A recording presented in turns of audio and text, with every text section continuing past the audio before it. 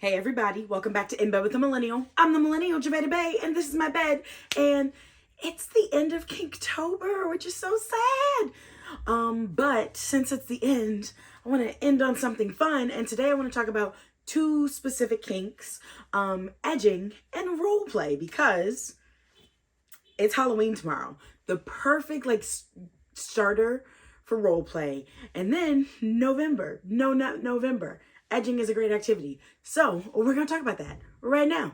So let's get into it. Okay, Javay, but what is edging? I'm so glad you asked. Edging is the practice of building up to an orgasm and then pulling back and not actually having an orgasm. And you'll be like, Javay, why would I want to do that? A lot of different reasons. One, building up endurance. If you are like, yo, I wish that I did not come so fast from bomb sexual activity. Edging is a great way to help you not do that. It really gets you used to doing it, and then just, ooh, it really teaches you some control. Two, it is a fun exercise in teasing yourself, or being teased by someone else. Just think about it. You're like, oh, it feels so good. We're so close. No, you don't get it yet. So if you're really trying to torture yourself in a very fun way, edging does that. And a third reason, in conjunction with No Nut November, is that edging is a way to still enjoy sexual activity and still partake in No Nut November. Which, granted, No Nut November is definitely of everyone's own choosing. And you don't have to do it. But if you're like, I would like to test my self-control, I would like to really see what I can do over the month of November, that's a way to do it without completely going celibate for a month.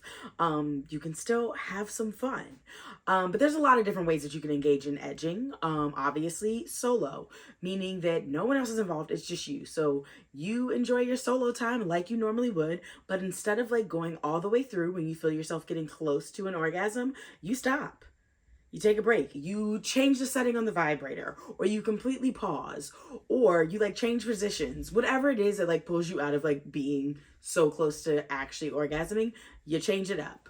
You don't necessarily have to completely just hard stop. There are different ways that you can do it to totally stop you from orgasming, because we've all been there. That moment that the vibrator dies, or when you accidentally click the button and it changes the function, and then you're so mad because you're like, why I'm on the z, z, z, z pattern, that's not gonna do it.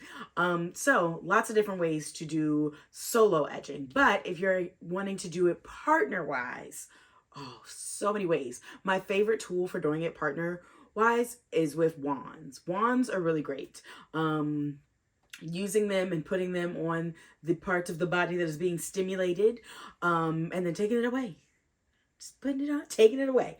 I love wands so much. So if you're like, what toy should I use to do some edging?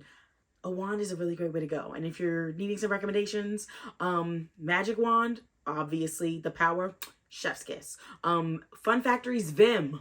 Baby. I love that wand so much. Everyone I talk to loves that wand so much.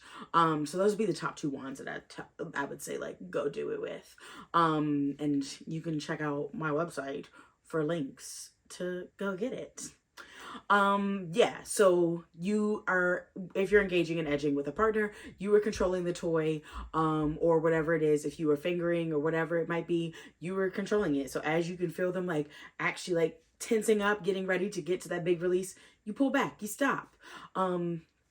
Yeah, it's a good time. If you haven't tried edging, I highly recommend. But definitely keep it in your back pocket for No Nut November.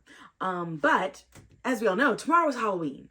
And for the majority of us, we got costumes. We've planned, we know who we're going to be. We know what we're going to be. And you can use your Halloween costume, as a starting point for role play. So, I'll talk about last year's Halloween. Last year's Halloween, I was Velma and my husband was Shaggy. Built-in role play. Velma and Shaggy, which is it canonically correct? No, because we know canonically it is Velma and Daphne. But you see my point here. You can use your characters and role play that way. So if you are out here being, I don't know, the clown from It, and then your partner is Batman, you can build out a role play scene with that, where Batman is trying to stop the clown from like getting people to go into the sewer drain, and it turns into like this really hot sexy romp where Batman's throwing the clown around and like all kinds of things happen. But just use your characters, use your imagination. And I recommend using Halloween as a starting point for role play if you are someone that really struggles like with the creative aspect and you're like, I don't know how to like build a character or like come up with a backstory or like know what to say. Your Halloween costume gives you a character, gives you a backstory. Can't really tell you what to say, but if you're already in the zone of like, actually, I'm roller skating Barbie, you kind of have an idea about what roller skating Barbie would say. Like groovy. I don't think roller skating Barbie even said groovy at all in the movie, but you get the point. Use Halloween for some role play. Go out, have some fun, let the people see your costume because we ain't go through all this effort to not have people see our costumes. And then head back and go get a little wild in costume. Well, or take off the costume. But yeah. Use Halloween to your advantage. Let yourself get a little kinky with your Halloween costumes. And venture into the world of edging for No Nut November because why not, you know? But yeah, that's a wrap on Kinktober. It was a good time. It was a good time. But don't worry, because I'm still here always and forever. So next month, we got more content. So make sure you subscribe to this YouTube channel so you never miss any of the content.